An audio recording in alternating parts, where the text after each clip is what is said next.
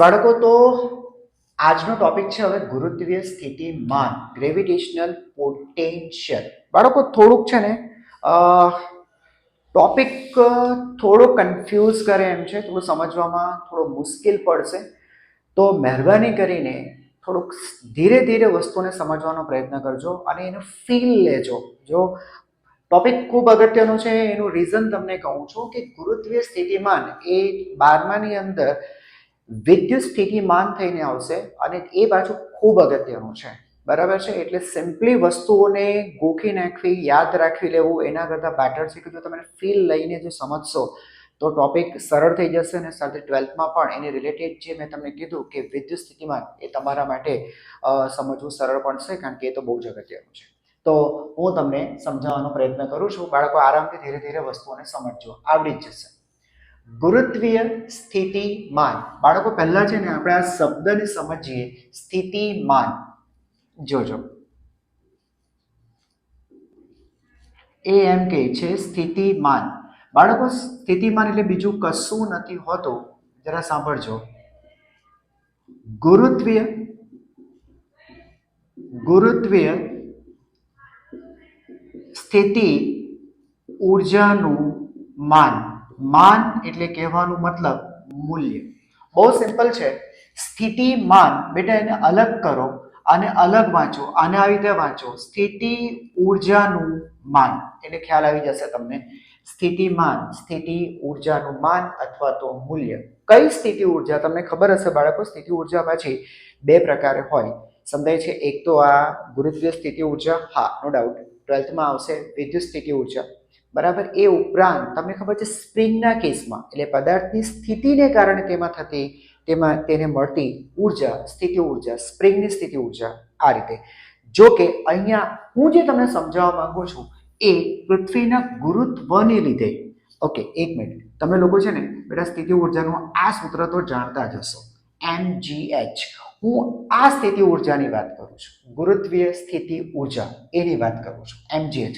જો તમને ખબર હશે કે તમે પૃથ્વીની સપાટીથી કોઈ h ઊંચાઈએ રાખેલા m દળના પદાર્થની વાત કરીએ તો આ પદાર્થની ગુરુત્વીય સ્થિતિ ઉર્જા હોય છે mgh. તમે આગળના પ્રકરણમાં તમે શીખી ગયા છો કે કોઈ m દળના પદાર્થને પૃથ્વીની સપાટીએથી હે ને h ઊંચાઈ સુધી લઈ જવા માટે ગુરુત્વીય અથવા ગુરુત્વાકર્ષણ બળ, જે સંરક્ષી બળ છે, તો ગુરુત્વાકર્ષણ બળ વિરુદ્ધ કરવું પડતું કાર્ય, એટલે બાહ્ય બળ વડે કરવું પડતું કાર્ય, એ પદાર્થની અંદર સ્થિતિ ઉર્જા સ્વરૂપે સંગ્રહ થાય છે. એવા કોન્સેપ્ટથી તમે લોકો આ સમીકરણ તારવેલું હતું, U = mgh. તો હું આની જ વાત તમને કરું છું. આ જ સ્થિતિ ઉર્જા એટલે જ આપણી ગુરુત્વીય સ્થિતિ ઉર્જા. જો કે તમે શું કરો છો બાળકો, અહીંયા તમે સપાટી પરની સ્થિતિ ઉર્જાને તમે ગુરુત્વીય સ્થિતિ ઉર્જા કે સ્થિતિ ઉર્જાને તમે શૂન્ય સ્વીકારી લો છો. એટલે આ આપણું શરૂઆત છે અને આ ફાઇનલ છે. તો શરૂઆતમાં તમે સ્થિતિ ઉર્જા શૂન્ય સ્વીકારો છો અને અંતે આ સ્થિતિ ઉર્જા તમને મળે છે mgh. એટલે કોઈ એક સ્થાન પાસે ની સ્થિતિ ઉર્જા તમે શૂન્ય સ્વીકારીને તમે કહો છો કે હવે h ઊંચાઈ પાસેની સ્થિતિ ઉર્જા mgh છે. હું આની પર એટલા માટે ભાર મૂકું છું બાળકો, કારણ કે ફિઝિક્સની અંદર સ્થિતિ ઉર્જાના નિરપેક્ષ મૂલ્યનું કોઈ મહત્વ નથી કે આ જગ્યાએ સ્થિતિ ઉર્જા આટલી, સમજાય છે, એનું કોઈ મહત્વ નથી. સ્થિતિ ઉર્જામાં થતા ફેરફારનું જ મહત્વ છે કે તમે આ સ્થાન આગળ હતા અને હવે આ સ્થાન આગળ પહોંચો છો તો સ્થિતિ ઉર્જા mgh જેટલી વધે છે, mgh જેટલી વધે છે. એટલે કે વધારો કે ઘટાડો એ જ ફિઝિક્સમાં વ્યાખ્યાયિત કરવામાં આવ્યું છે. એવું ક્યારેય નથી હોતું કે ભાઈ જે તે સ્થાન પાસેની સ્થિતિ ઉર્જા આટલી છે. તમે એમ કહો છો છે તો ખરા, ફાઇનલી આપણી પાસે સ્થિતિ ઉર્જા mgh છે, તો એ છે તો ખરા. નહીં દીકરા, અહીંયા તમે સ્થિતિ ઉર્જા શૂન્ય સ્વીકારો છો તેની, કારણ કે તમે મારી વાતને તમે સમજો. આ સૂત્રની અંદર mgh, તો h એ શું છે? તો કે h એ કોઈ સંદર્ભ સપાટીથી ઊંચાઈ. હવે સંદર્ભ સપાટી તો વ્યક્તિ સાથે બદલાશે, હે કે નહીં? એ તો બેટા સબ્જેક્ટિવ છે, તો વ્યક્તિ સાથે બદલાશે. કોઈ પણ વ્યક્તિ ગમે તે સંદર્ભ સપાટી લઈ શકે, સમજાય છે. દાખલા તરીકે હું એમ કહું આ માર્કરની સ્થિતિ ઉર્જા. તો માર્કરની સ્થિતિ ઉર્જા દાખલા તરીકે અહીંયા બેન્ચ છે તો બેન્ચથી કંઈક જુદી આવે અને નીચે જમીન પર પૃથ્વીની સપાટીથી એને કંઈક જુદી આવે તો એવા નિરપેક્ષ મૂલ્યનું કોઈ મહત્વ નથી, કારણ કે સંદર્ભ સપાટી તો તમે ગમે તે લઈ શકો છો. તો એના કરતાં બેટર છે કે આપણે એમ કહીએ કે ભાઈ કોઈ એક પાસે, દાખલા તરીકે અહીંયા હું એચની વેલ્યુ મેં 0 લીધી, એચની વેલ્યુ 0 લીધી કે અહીંયા હું એચ 0 લઈ લઉં, ત્યાંથી એચ માપું છું, એટલે આ મારી સંદર્ભ સપાટી. એટલે સંદર્ભ સપાટી પાસેની સ્થિતિ ઉર્જા તમે શૂન્ય સ્વીકારો છો અને પછી કહો છો આની સાપેક્ષે આની સ્થિતિ ઉર્જા આટલી. એટલે ખરેખર સ્થિતિ ઉર્જામાં થતા ફેરફારનું જ ફિઝિક્સમાં મહત્વ છે કે તમે કોઈ પદાર્થની સ્થિતિ બદલો છો અને સ્થિતિ બદલવાથી તેની સ્થિતિ ઉર્જા કેટલી વધે છે અથવા ઘટે છે એ જ અગત્યનું છે. બોલો, ખબર પડી ગઈ? યસ. તો અહીંયા પણ આપણે ગુરુત્વીય સ્થિતિમાન, જો કે મેં તમને સમજાવ્યું કે સ્થિતિમાન એટલે ગુરુત્વીય સ્થિતિ ઉર્જાનું માન.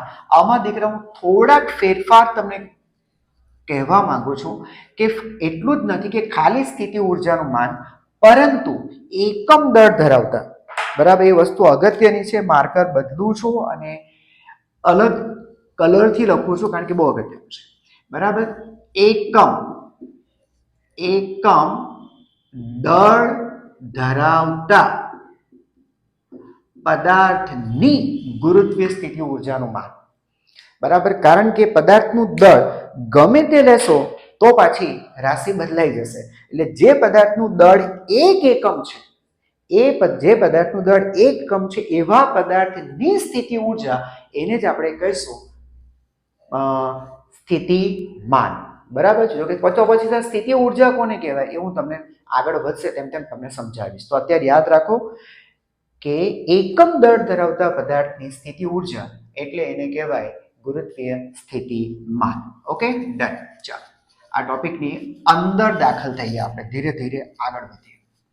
ચિંતા જરાક પણ નહીં કરતા, જેમ જેમ આપણે આગળ વધતા જશું તેમ તેમ તમને આનું ફીલ મળતું જશે, તમને વધારે સમજાતું જશે. એટલે મહેરબાની કરીને વિડીયો મૂકતા નહીં, છેલ્લે સુધી જોયા રાખજો.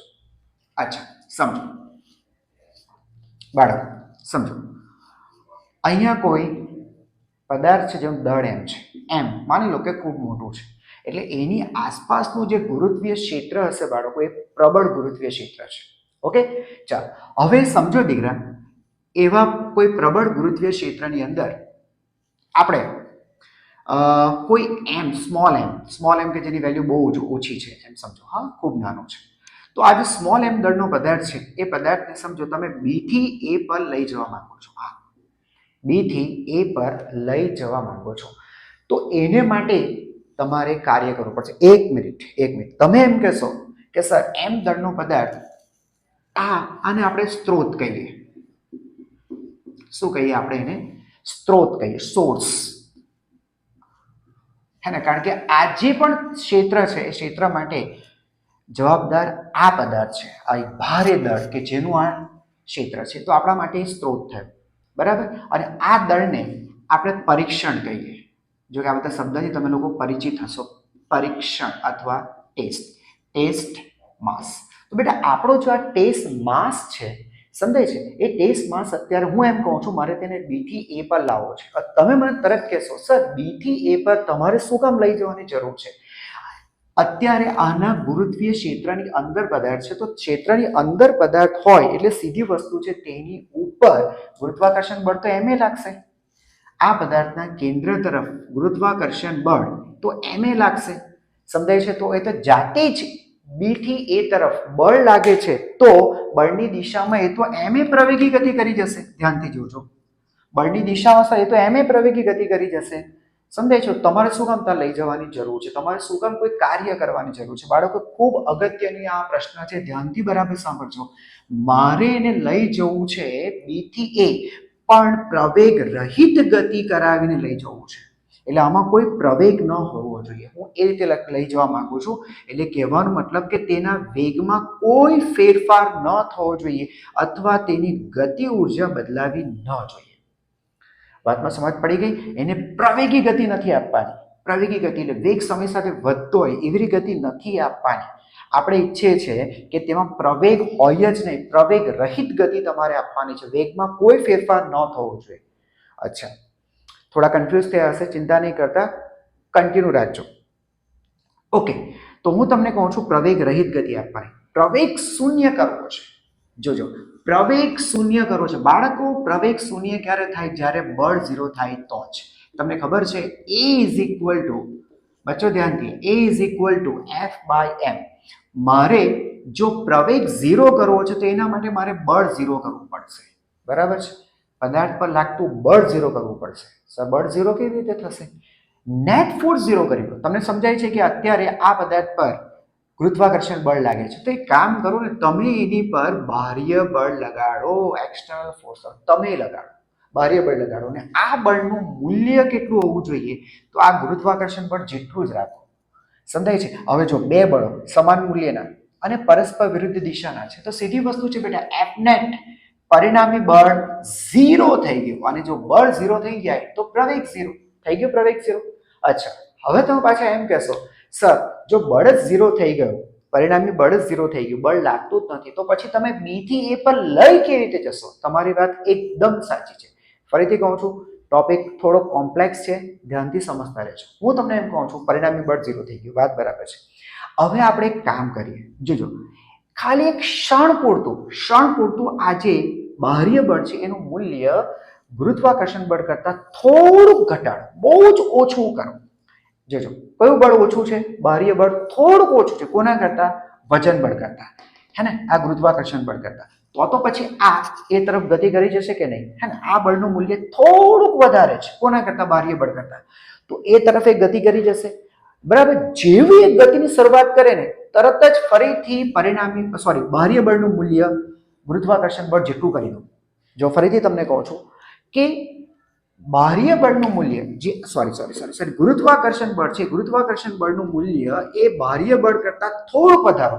ફોર એક્ઝામ્પલ સમજો કે આ બળ હતું 10 ન્યૂટન. સાંભળજો, 10 ન્યૂટન. અને તમે પણ લગાડતા 10 ન્યૂટન, તો સીધી વસ્તુ છે, એ જગ્યા પરથી ખસવાનો નથી, ત્યાં જ રહેવાનો છે. હું તમને શું કહું છું, તમારું જે બળ છે એ થોડુંક ઘટાડી દો, 9.9999.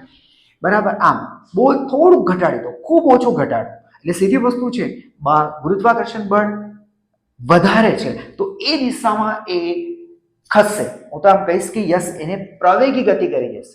તમે એમ કહેશો, તમે તો પ્રવેગી ગતિ ના પાડી હતી, પણ એક નાના ક્ષણ પૂરતું જ આવું કરજો. જેવી એને ગતિ મળી જાય ને, ફરીથી આને તમે 10 ન્યૂટન કરી નાખજો.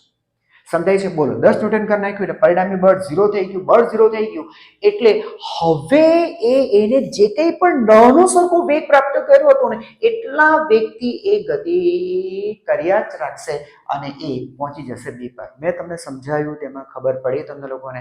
ફરીથી એક ક્ષણ માટે, બહુ નાના સમય માટે તમે બાહ્ય બળનું મૂલ્ય ગુરુત્વાકર્ષણ બળ કરતા ઓછું રાખો અને એને પ્રવેગી ગતિ થવા દો. પણ એ પ્રવેગી ગતિ બહુ નાના ક્ષણ માટે. એટલે પેલો વેગ જો 0 હતો, પ્રવેગી ગતિ કરી એટલે તમને ખબર છે કે સમય સાથે વેગ વધશે, પણ આ વેગમાં જે વધારો મીન્સ 0 થી જે વેગ થયો છે એ બહુ જ નાના સમય માટે તમે વધારશો, એટલે બહુ નાનો સરખો એને વેગ પ્રાપ્ત થયો છે.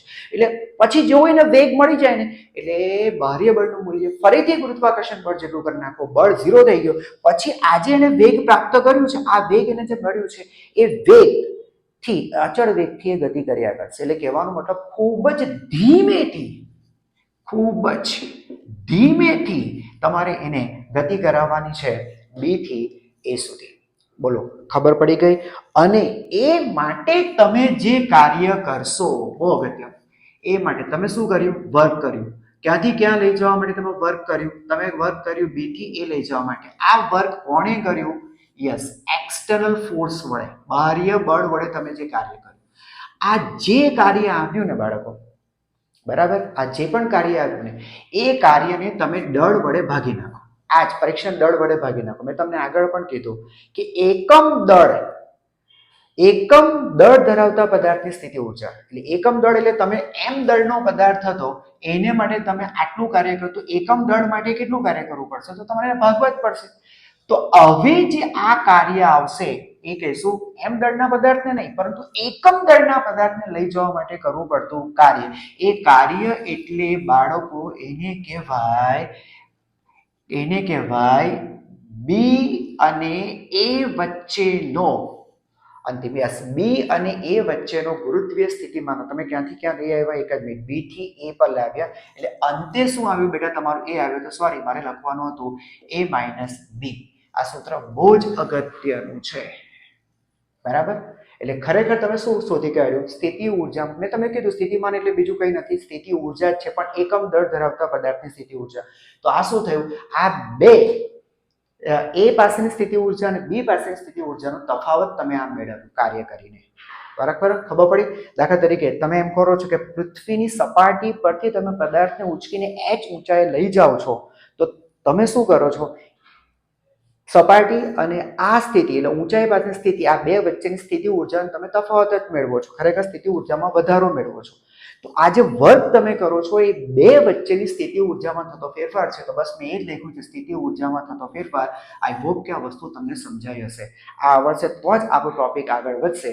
તો સૂત્ર યાદ રાખો phi a minus phi b is equal to WB થી A બરાબર બાય m એકવાર ફરીથી લખીશ બાળકો આપણે પરિણામ મેળવ્યું કે phi a minus phi b is equal to W ક્યાંથી ક્યાં B થી A કયા બળ વડે થતું કાર્ય બાહ્ય બળ વડે થતું કાર્ય એને ભાગી નાખો m વડે એટલે એકમ દળ ધરાવતા પદાર્થને B થી A સુધી લઈ જવા માટે કોના વડે બાહ્ય બળ વડે થતું કાર્ય એટલે તે બે બિંદુ વચ્ચેની સ્થિતિ ઉર્જા માં થતો ફેરફાર જેને આપણે નામ આપ્યું છે સ્થિતિમાનમાં થતો ફેરફાર ચાલો હવે ખરેખર આપણે ફેરફાર નહીં ડેલ્ટા ફાઈ નહીં પણ આપણને જોઈએ છે ફાઈ એટલે કોઈ એક બિંદુ પાસેનું સ્થિતિમાન જોઈએ છે દાખલા તરીકે મારે જોઈએ છે ફાઈ એ જોઈએ છે આ મારે જોઈએ છે તો મારી પાસે તફાવતનું સૂત્ર છે અને મારે ફાઈ એ જોઈએ છે તો મારે શું કરવું જોઈએ સર સીધી સી વાત છે બાળકો મારે છે ને ફાઈ બી 0 કરી દેવું પડશે એટલે બી પાસેનું સ્થિતિમાન જો શૂન્ય સ્વીકારી લો નથી આપણે કહેતા કે સર સપાટી પરનું સ્થિતિમાન આપણે સ્થિતિ ઉર્જા શૂન્ય સ્વીકારી લો તો h પાસેની સ્થિતિ ઉર્જા mgh મળી જાય તો એવું જ હું કરવા માંગુ છું બી પાસેની સ્થિતિ ઉર્જા હું શૂન્ય સ્વીકારી લઉં તો મને એ પાસેની સ્થિતિ ઉર્જા મળી જાય હવે તમે એમ કહેશો કે સર બી પાસેની સ્થિતિ ઉર્જા શૂન્ય સ્વીકારવી એટલે બી ક્યાં રાખવું તો એના માટે એમ કહેવાય છે કે બી ને ઉચકીને લઈ જાઓ અનંત અંતર એટલે કહેવાનું મતલબ એમ ક્ષેત્રની બહાર લઈ જાઓ એ ગુરુત્વીય ક્ષેત્રમાં હોવો જ ના જોઈએ બી બિંદુ તમે લઈ જાઓ અનંત અંતરે એટલે હું તમને આવું કે કહેવા માંગુ છું આ આપણો સોર્સ હતો બરાબર સમજો આ કંઈક ક્ષેત્ર છે તો એ એમ કહે છે કે તમારે ક્યાંથી ક્યાં લાવવાનું હતું બી થી એ પર લાવવાનું હતું એમ દળ ધરાવતા પદાર્થને તો આ બી જે છે ને એ બી ને ઉચકીને લઈ જાઓ અનંત અંતર એટલે કહેવાનું મતલબ તમારે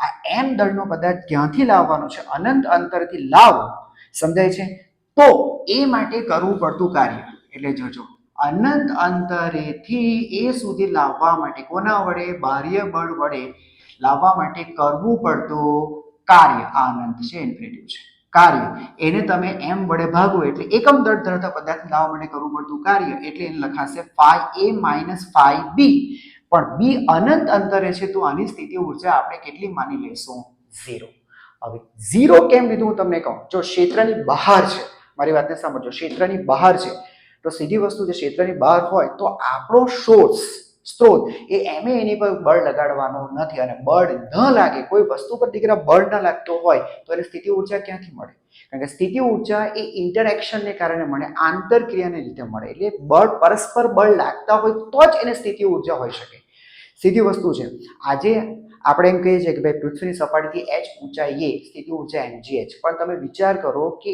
એ ગુરુત્વીય ક્ષેત્રની બહાર જો લઈ ગયા હોય સ્થિતિ ઉર્જા કેમ છે મારી વાતને સમજો તમે સપાટીથી કોઈ વસ્તુને h ઊંચાઈ લઈ જાઓ છો અને કહો છો આને સ્થિતિ ઉર્જા છે તમને કેમ ખબર પડી આને સ્થિતિ ઉર્જા છે કારણ કે તમે એમ કહેશો છોડો જો એને ગતિ ઉર્જા મળી તો એ ગતિ ઉર્જા ક્યાંથી આવી સ્થિતિ ઉર્જાને કારણે હે ને હવે તમે મારી વાતને સમજો તમે ક્ષેત્રની બહાર કોઈ વસ્તુને લઈ જાઓ સમજાય છે અને હવે તમે કહો આની સ્થિતિ ઉર્જા તો સ્થિતિ ઉર્જા ત્યાં પોસિબલ જ નથી કેમ કારણ કે તમે ત્યાંથી છોડો ક્ષેત્રની બહાર છે તો તે ગતિમાં આવશે જ નહીં તે પૃથ્વી તરફ ગતિ કરશે જ નહીં એટલે એને ગતિ ઉર્જા નથી તો ગતિ ઉર્જા નથી એનો મતલબ શું છે એની પાસે શરૂઆતમાં સ્થિતિ ઉર્જા જ નથી એટલે સ્થિતિય ઉર્જા ક્યારે આવે? જ્યારે બે વસ્તુ વચ્ચે ઇન્ટરેક્શન એટલે કે પરસ્પર એ લોકો બળ લગાડતા હોય ત્યારે, એની વચ્ચે આંતરક્રિયા હોય તો જ સ્થિતિ ઉર્જા આવે. હવે કોઈ વસ્તુને તમે ગુરુત્વીય ક્ષેત્રમાંથી બહાર લઈ જાઓ તો તે વસ્તુ સાથે સ્ત્રોત આંતરક્રિયા કરતો જ નથી તો સ્થિતિ ઉર્જા ન હોઈ શકે. તો યાદ રાખો, જો ક્ષેત્રની બહાર કોઈ વસ્તુ છે તો તેની સ્થિતિ ઉર્જા નહીં હોઈ શકે. સમજ પડી ગઈ? તો આપણે બી ને ક્ષેત્રની બહાર વિચારવું છે તો તેની સ્થિતિ ઉર્જા 0 થઈ ગઈ, તો આપણે એ પાસેનું સ્થિતિમાન મળી ગયું. તો બાળકો તમારે સૂત્ર યાદ રાખવું જોઈએ કે એ પાસેનું સ્થિતિમાન એટલે W અનંતથી A બાય M. બરાબર? આ સૂત્ર બહુ અગત્યનું છે ને આપણે યાદ રાખજો, કાર્ય કયા બળ વડે? બાહ્ય બળ વડે થતું કાર્ય. ઓકે, તો આ એક ફીલ આપવા માટે મેં આટલી મહેનત કરી. બરાબર છે? બાકી સૂત્ર તો બધા ઈઝી થી આરામથી તારવી લેવાય છે, એનો કોઈ પ્રશ્ન નથી. બરાબર? તો તમને ખબર પડી ગઈ હશે કે ફીલ મળ્યું હશે ઇન શોર્ટ કે સ્થિતિમાન એ શું છે. Okay, done. હવે હું શોધીશ એક બિંદુવત દળને કારણે તેનાથી r અંતરે ગુરુત્વીય સ્થિતિમાન. બિંદુવત દળ ને કારણે તેના ગુરુત્વીય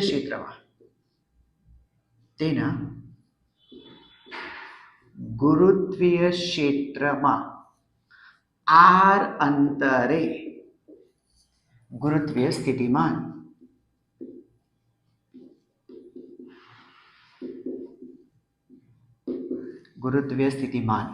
ચાલો અમારી વાતને સાંભળો બાળકો.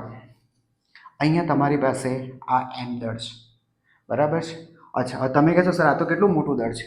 વાંધો નહીં, દાખલા તરીકે તમે m દળનો ગોળો પણ લીધો હોય, ગોળો પણ હોય, સમજો આ એક ઘન ગોળો પણ હોય, તો તમને ખબર છે જ્યારે આપણે બહારની બાજુએ ગુરુત્વીય ક્ષેત્રની તીવ્રતા કે બળ કંઈ પણ મેળવતા જ્યારે હોઈએ છીએ ત્યારે તે ગોળાનું બધું દળ આપણે ક્યાં લઈ લઈએ છીએ? તેના કેન્દ્ર પર જ લઈ લઈએ છીએ. તો એ ગોળાનું બધું દળ કહેવાયું તો બિંદુવત જ ને. બરાબર છે? એટલે આ થિયરી આના માટે એપ્લિકેબલ છે, જરાક પણ ચિંતા નહીં કરતા. બરાબર? કારણ કે આપણે આ બધું ભણીએ છીએ, સમજાય છે? ફાઇનલી પૃથ્વીની ફરતે ભ્રમણ કરતા ગ્રહ એ બધી વસ્તુ માટે જ ભણીએ છીએ. તો આપણે પૃથ્વીને આપણે છેલ્લા શું લઈ લઈશું? ગોળો. અને પૃથ્વીનું બધું દળ આપણે ક્યાં લઈશું? પૃથ્વીના કેન્દ્ર પર બિંદુવત જ માની લઈશું. બરાબર? અચ્છા, ડન. હવે હું તમને શું કહું છું, પૃથ્વીના કેન્દ્રથી સદિશ r આગળ કોઈ p બિંદુ વિચારો. આ p બિંદુ પાસે નો ગુરુત્વીય સ્થિતિમાન એટલે આપણે શોધવાનું છે ફાઈ. ક્યાં શોધવાનું છે? p પાસે શોધવાનું છે. બરાબર? મેં તમને શું કીધું? વ્યાખ્યા શું કહે છે? સર વ્યાખ્યા કહે છે અનંતથી p સુધી બાહ્ય બળ વડે કરવું પડતું કાર્ય શોધો અને એને દળ વડે ભાગી નાખો. બરાબર ને? એટલે કહેવાનો મતલબ પહેલા આપણે ક્યાં જશું? અનંત અંતરે જશું. બરાબર છે? ત્યાંથી કોઈ m દળના પદાર્થને એને ક્ષેત્રના p બિંદુ સુધી લઈ આવીશું. તે પણ કેવી રીતે લાવવાનું છે? પ્રવેગ રહિત ગતિ આપીને લાવવાનું છે. અને એ માટે જે કંઈ પણ કાર્ય આવશે એ કાર્યને આપણે દળ વડે ભાગી નાખશું એટલે આપણને p બિંદુ પાસેનું ગુરુત્વીય સ્થિતિમાન મળી જશે. ઓકે, ચાલો હવે એક કામ કરો. અહીંયા ક્યાંક વિચારો જોઈએ, અહીંયા ક્યાંક તમારો m દળનો પદાર્થ વિચારો. જો કે અત્યારે હવે આ પદાર્થના ગુરુત્વીય ક્ષેત્રની અંદર છે એમ વિચારજો. બરાબર? સમજો કે અહીંયાથી આ જે અંતર છે એ અંતર છે કોઈ x એવું માની લો. તો પહેલી વસ્તુ આની ઉપર સ્ત્રોતને કારણે ગુરુત્વાકર્ષણ બળ લાગશે તેના કેન્દ્ર તરફ. બરાબર? અચ્છા, તો તે બળ કેટલું? તો તે બળ એ પછી લખીએ, અત્યારે લખીએ કે ભાઈ સ્ત્રોત વડે લાગતું ગુરુત્વાકર્ષણ બળ Fg. હવે મેં તમને સમજાવ્યું કે જો ફક્ત ગુરુત્વાકર્ષણ બળ લાગશે તો તે દિશામાં એટલે આ દિશામાં. બરાબર? આ દિશામાં પ્રવેગી ગતિ કરી જશે. અને મેં તમને કીધું કે પ્રવેગી ગતિ નહીં થવી જોઈએ, પ્રવેગ રહિત ગતિ હોવી જોઈએ. તો એના માટે પરિણામી બળ 0 કરી દેવું પડશે. ચાલો, પરિણામી બળ 0 કરવા માટે તમે શું લગાડશો? તેટલા જ મૂલ્યનું બાહ્ય બળ લગાડશો. એટલે આ એક્સટર્નલ ફોર્સની વેલ્યુ કેટલી રાખીશું? Fg. જો કે મેં તમને સમજાવ્યું કે શરૂઆતમાં Fg થોડુંક ઓછું રાખજો, એટલે એક ક્ષણ પૂરતો તેને પ્રવેગી ગતિ થવા દેજો અને એ સમય દરમિયાન જે નાનો સરખો વેગ મળે પછી તરત જ તમે બાહ્ય બળનું મૂલ્ય ગુરુત્વાકર્ષણ બળ જેટલું કરી દેજો એટલે F નેટ 0 થઈ જાય. એટલે પછી ઓછા વેગથી, એટલા ઓછા વેગ પણ એ અચળ વેગથી એ ગતિ કરીને તમારા પી સુધી પહોંચી જશે અને એ માટેનું આપણે વર્ક શોધીશું. આટલું ખબર પડી ગઈ? Okay done. હવે બેટા આ થિયરીને પહેલાં હું શું કરીશ ખબર? પહેલો પાર્ટ એની એને શું કરીશ? હું વર્ક શોધીશ. ઇન્ફિનિટિવ પી માટે નહીં શોધીશ, પણ પીથી ઇન્ફિનિટિવ શોધીશ. એટલે હું એમ તમને કહું છું, પીથી અનંત અંતરે લઈ જવા માટે કાર્ય શોધીશ. જે કાર્ય આવશે ને બરાબર, પછી એનું નેગેટિવ વેલ્યુ લઈ લઈશ કે જેથી મને ઇન્ફિનિટી ટુ પી મળી જશે. ફરીથી આ વર્ક શોધીશ. જે વર્ક આવે એનું હું શું લઈશ? જ્યાં ધ્યાન આપજો, ઋણ મૂલ્ય લઈ લઈશ. એટલે મને વર્ક મળી જશે ઇન્ફિનિટી ટુ પી. અને આ કોન્સેપ્ટ ફક્ત કામ કરે છે સંરક્ષી બળો માટે જ, બરાબર, બાકી નથી કરતો. બરાબર ને? તમને ખબર છે અહીંયા ગુરુત્વાકર્ષી બળ કેવા છે? સંરક્ષી બળ. એટલે આપણો આ કોન્સેપ્ટ અહીંયા કામ કરી જશે. બોલો, ક્લિયર છે? ચાલો, તો હું મેળવવાનો પ્રયત્ન કરીશ પહેલા ઇન્ફિનિટિવથી પી.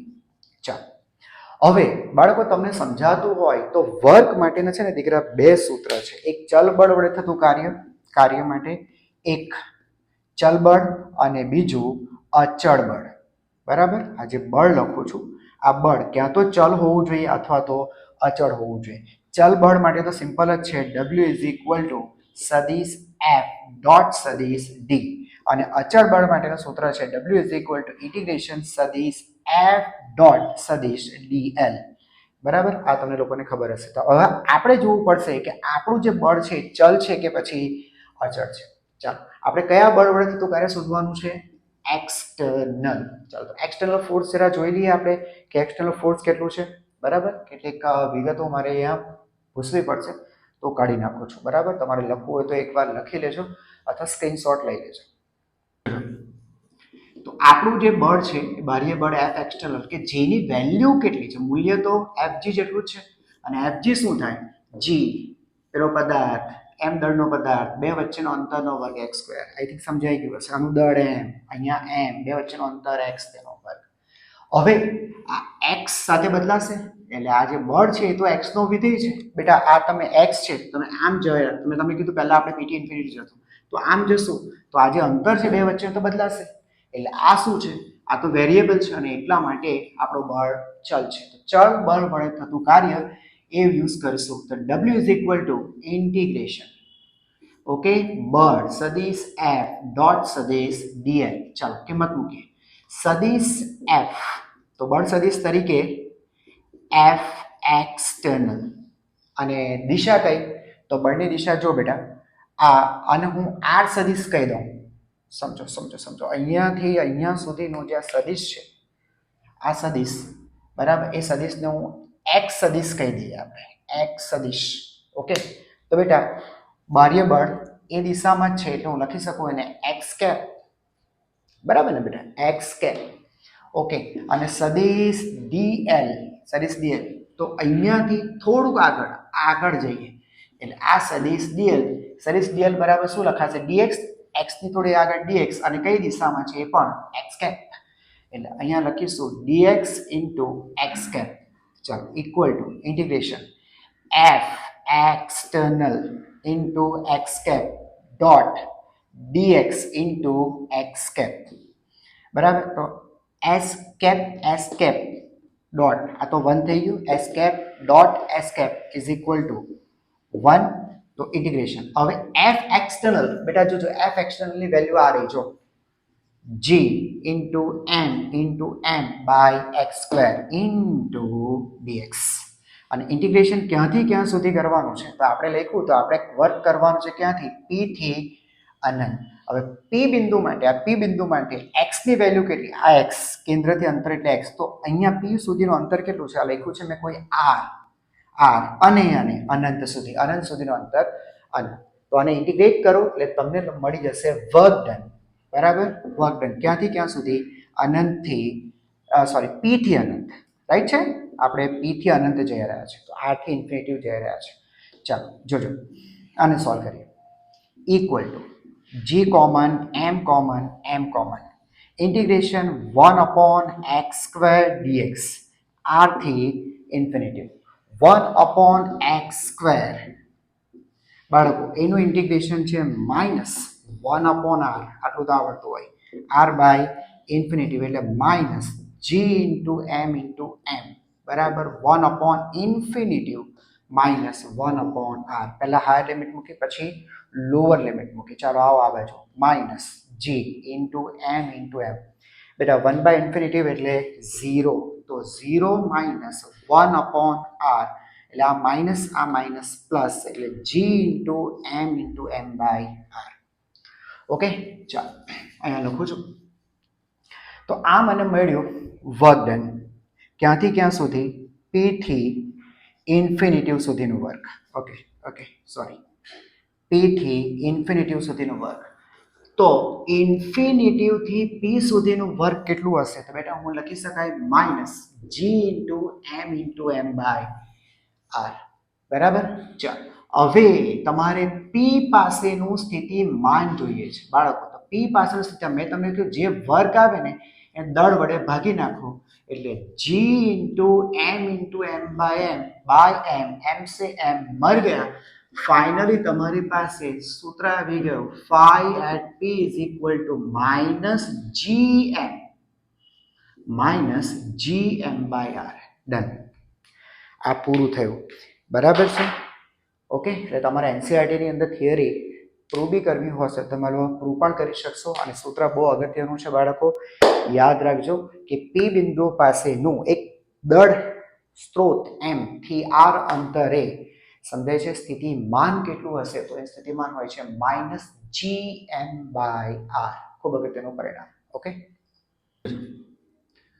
તો બાળકો આપણે પરિણામ મેળવ્યું કે p પાસેનું ગુરુત્વીય સ્થિતિમાન -gm બાય r. પહેલી વસ્તુ, આ રાશિ અદિશ છે. ભાઈ કેમ અદિશ છે? યાર સીધી વાત છે કે phi એટલે શું થાય? w ડિવાઇડેડ બાય, બરાબર, એટલે એકમ દળ ધરાવતા પદાર્થને લાવવા માટે કરવું પડતું કાર્ય એમ જ છે.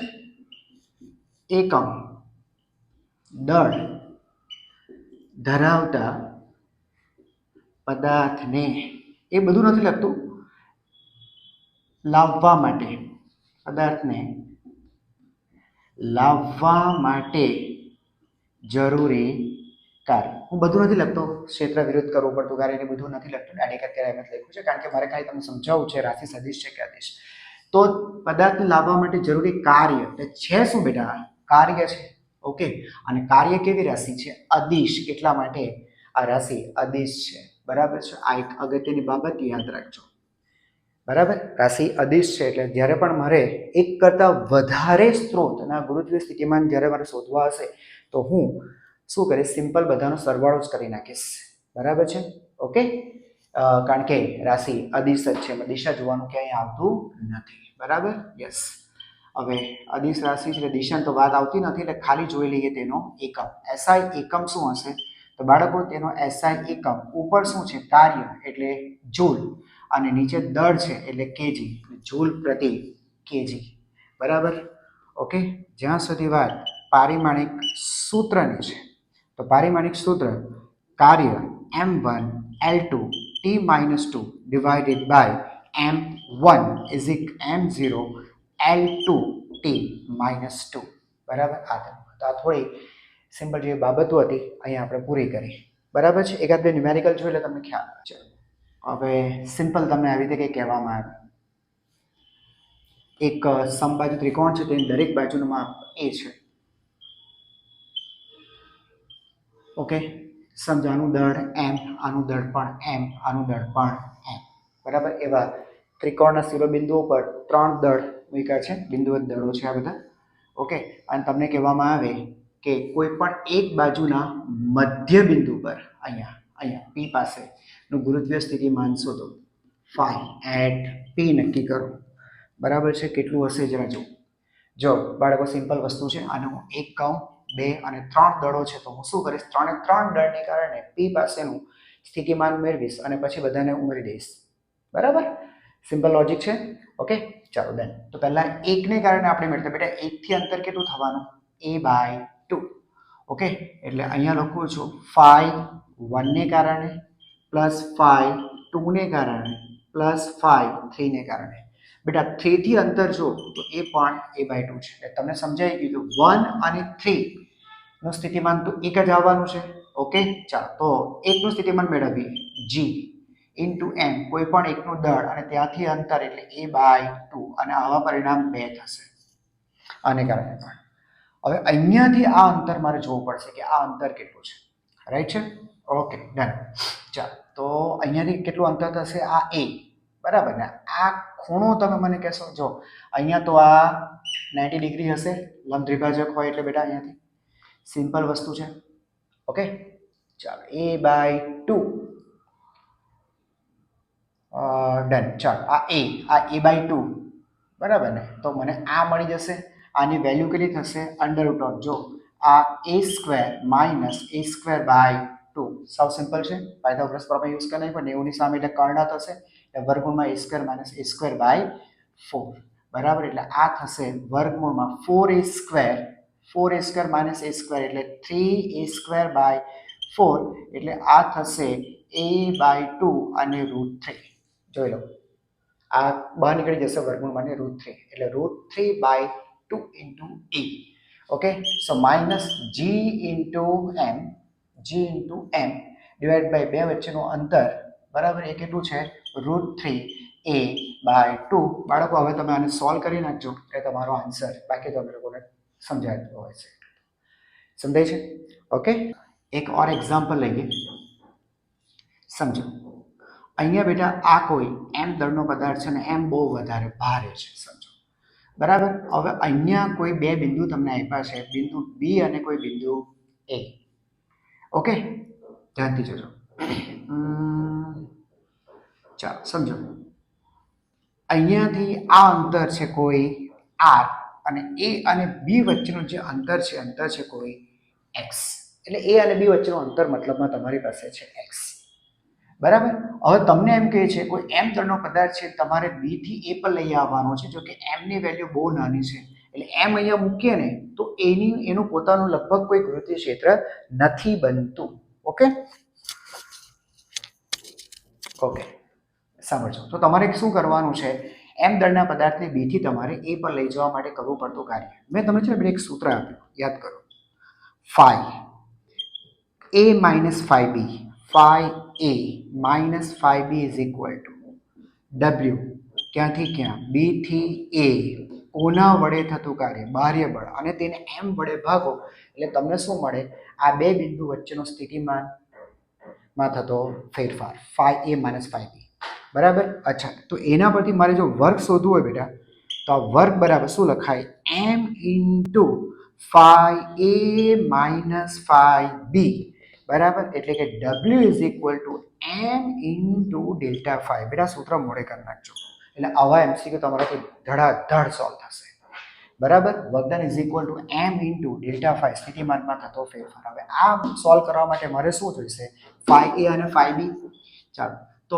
phi a કેટલું થશે phi a પાસેનું સ્થિતિમાન કેટલું થશે ઓકે તો આનું બધું દળ બેટા અહીંયા કલ્પી લો બરાબર કેન્દ્ર પર લઈ લો ત્યાંથી કેટલા અંતરે છે r plus x તો માઇનસ g વસ્તુનું દળ m ત્યાંથી અંતર કેટલું r plus x ઓકે ચાલો હવે b પાસેનું સ્થિતિમાન અહીંયા સ્થિતિમાન કેટલું થશે માઇનસ g વસ્તુનું દળ m ત્યાંથી અંતર કેટલું r તો તમારી પાસે phi અને phi b આવી ગયું ચાલો આના પરથી તમે ડેલ્ટા phi મેળવી લો ડેલ્ટા phi અંતે ક્યાં ગયા a શરૂઆતમાં ક્યાં હતા b પર ઓકે ચાલો તો minus gm upon r plus x minus plus gm upon r તો આમાંથી તમે gm કોમન કાઢી લો એટલે અંદર જશો એટલે પહેલા આ લખું છું 1 અપોન r પછી આ લખું છું minus 1 upon r plus x okay પહેલા આ ટર્મ લખ્યું એટલે 1 અપોન r પછી આ લખ્યું છે ચાલો એટલે g into m upon r into bracket r plus x લસા લીધું ઉપર જશો એટલે r plus x minus r से r મર ગયા ઓકે ડેલ્ટા ફાઈ મળી ગયું તો તમને વર્ક મળી જશે તો work w is equal to આ m અને ડેલ્ટા ફાઈની કિંમત લખીએ એટલે g into m into x upon r into r plus x લો આ તમને મળી ગયું વર્ક થઈ ગયા ઇઝી એક્ઝામ્પલ્સ ખૂબ સરળ થશે તમને ખાલી છે ને અમુક કોન્સેપ્ટ્સ બેટા તમને આવડવું જોઈએ તો તમારું કામ થઈ જશે ઓકે હવે રિંગનું ગુરુત્વીય સ્થિતિમાન લખીએ. રિંગનું ગુરુત્વીય સ્થિતિમાન. ઓકે, નાઉ લિસન બેટા, મારી પાસે આવી એક રિંગ છે, બરાબર. રિંગનું દળ m અને તેની ત્રિજ્યા છે r. જોજો, રિંગની અક્ષ,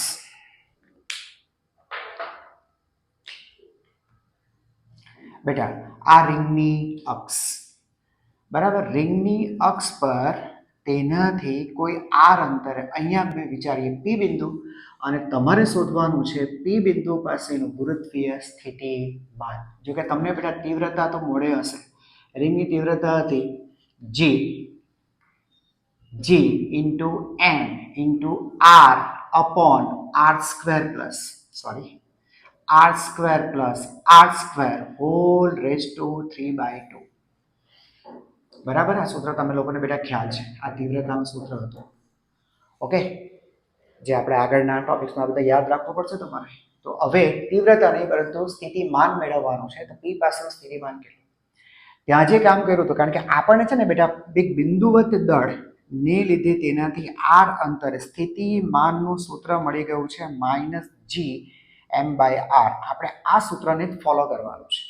તો આખી જે રિંગ છે એ રિંગને બેટા ખંડોની અંદર વિભાજિત કરી નાખીએ તો તેમાંનો આ એક ખંડ, જો આ આખું ખંડોમાં વિભાજિત કર્યું છે, આ ખંડ જેનું દળ ધારી લઈએ dm, બરાબર છે. ચાલો, રિંગની ત્રિજ્યા r, અહીંયાથી અંતર r, તો અહીંયાથી અહીંયા સુધીનું અંતર એ થશે વર્ગમૂળમાં r² + r².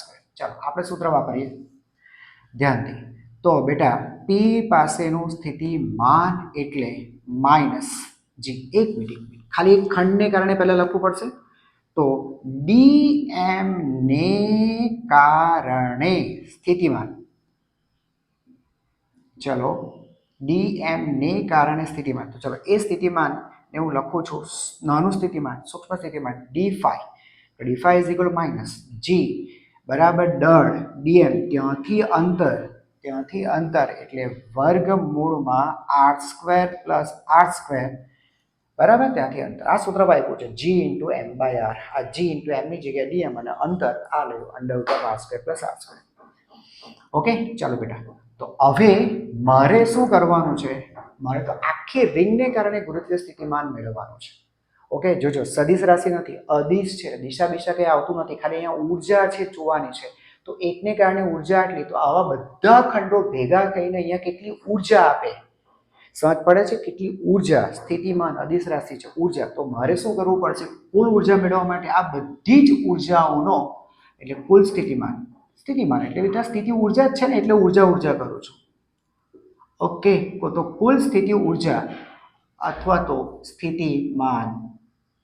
ઓકે, તો એ સ્થિતિમાન ϕ = ઇન્ટિગ્રેશન d5. એટલે આ બધી નાની જે ઉર્જા છે તેનો મારે શું કરવો પડશે? સરવાળો કરી લેવો પડશે. ચાલો, તો = ઇન્ટિગ્રેશન, મારી પાસે સૂત્ર તૈયાર છે -g × dm upon r² + r². ચાલો, તો બેટા -g બહાર કાઢી નાખીએ. r તો બેટા ફિક્સ જ છે ને, તમે કોઈ પણ ખંડ માટે, આ કોઈ પણ ખંડ છે ત્યાંથી, બરાબર, આ જે સ્મોલ r છે તો p બિંદુ તો બેટા ફિક્સ જ છે. જો તો ખંડની વાત નથી કરતા બેટા, p બિંદુ એટલે શું? રિંગની અક્ષ પર તેના કેન્દ્રથી અંતર, તો એ ફિક્સ જ છે, બરાબર. ત્રિજ્યા ફિક્સ છે, એટલે આ કોઈ રાશિ બદલાતી નથી, એટલે એઝ ઇટ ઇઝ રહેવા જ દેવાનું છે તેને. જો કે સોરી, મારું અહીંયા વર્ગમૂળમાં ચાલે છે, મારે વર્ગમૂળ લખવાનું હતું. ચાલો, ઇન્ટિગ્રેશન શું લખશો બેટા? dm. ચાલો, હવે તો મને કહો ઇન્ટિગ્રેશન dm શું થાય? અહીંયા લખું છું, બીકોઝ ઓફ ઇન્ટિગ્રેશન dm એટલે કુલ દળ, હે કે નહીં બેટા?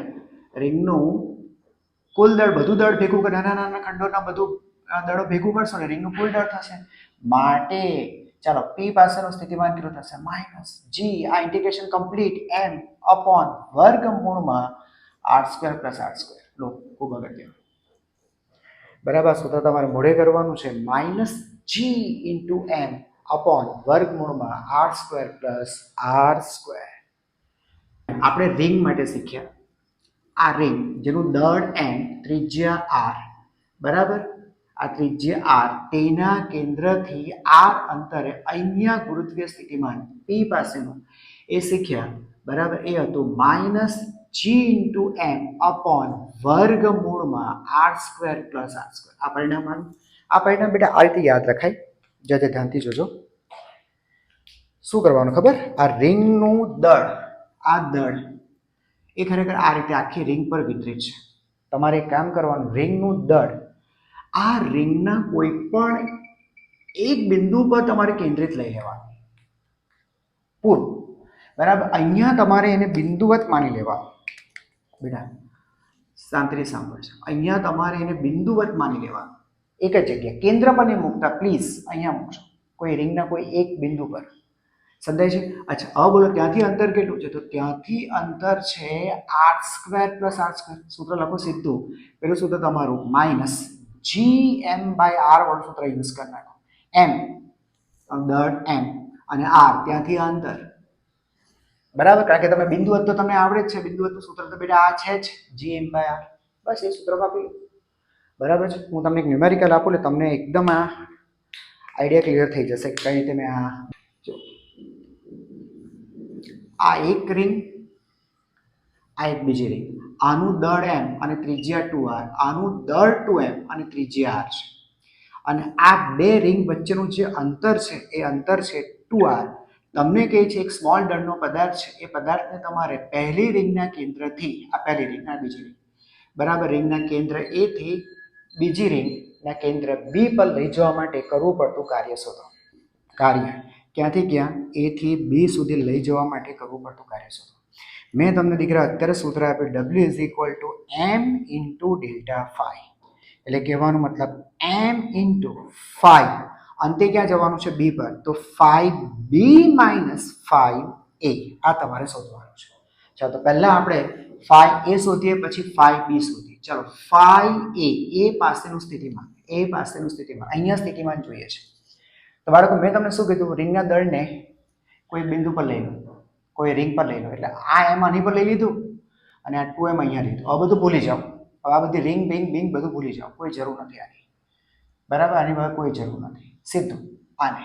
હવે આને કારણે એ પાસેનું સ્થિતિમાન કેટલું થશે? તો માઇનસ જી દળ એમ, ત્યાંથી અંતર કેટલું છે? ત્યાંથી અંતર 2r. સમજાય છે? હવે આને કારણે અહીંયા શોધવું પડશે. આને કારણે આ દળ 2m ને કારણે તો પ્લસ માઇનસ જી એમની વેલ્યુ 2m અને ત્યાંથી અંતર બેટા આ અંતર કાઢવું પડશે. તો આ 2r છે. આ કેટલું છે? આ જોઈ લો તો r, આ 2r. તો વર્ગમૂળમાં આનો વર્ગ એટલે 4r સ્ક્વેર અને આનો વર્ગ એટલે r સ્ક્વેર. એટલે શું થશે? Root 5 times r, 5 sorry r square, 5r square એટલે રૂટ 5r. એટલે અહીંયા લખીશું રૂટ 5r. આ એનું સ્થિતિમાન મળી ગયું.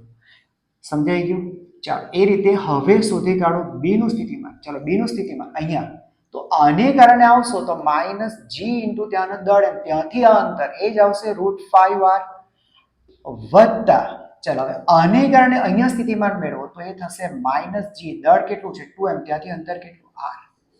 સમજાઈ ગયું? ચાલો હવે આના પરથી ડેલ્ટા 5 મેળવી લો. એટલે કે 5 અંતે ક્યાં છો તમે? અંતે અહીંયા આવ્યો ને 5b માઇનસ 5a. આ કિંમત અહીંયા મૂકો, બીની કિંમત, એની કિંમત મૂકો, સાદરૂપ આપો, ડેલ્ટા 5 મળી જશે. ડેલ્ટા 5 ની કિંમત બેટા અહીંયા મૂકી દો એટલે તમને વર્ક મળી જશે. બાકીનું કામ બેટા તમે જાતે કરી શકશો. વર્ક તમને મળી જશે. આઈ હોપ કે તમારું સ્થિતિમાન એકદમ ક્લિયર થઈ ગયું હશે, એનું પરફેક્ટ ફીલ તમને મળી ગયું હશે. ઓકે, ચાલો બેટા બાળકો, તો નેક્સ્ટ વિડીયોમાં કોઈક નવા ટોપિક સાથે ફરીથી મળશું. Okay, thank you very much.